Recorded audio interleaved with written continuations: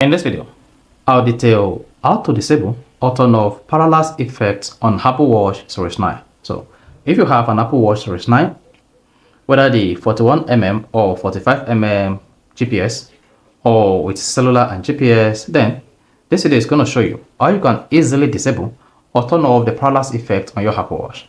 So if I don't know this video, you found this video informative, please don't forget to like and subscribe. Now to disable or turn off parallax effect on Apple Watch Series 9, all you just need to do is click on the digital crown once to exit the clock face and go to the settings page. On the settings page, scroll down until you get to accessibility. Then once you click on accessibility, you want to scroll down and click on reduce motion. Tap that. Once you tap reduce motion, you should see the reduce motion turned on. Then reduce motion on your Apple Watch is referred to as parallax effect. Then disable this. To disable the reduce motion or disable the parallax effect, then at the same time, to disable parallax effect on message, you need to turn off autoplay message effect like this.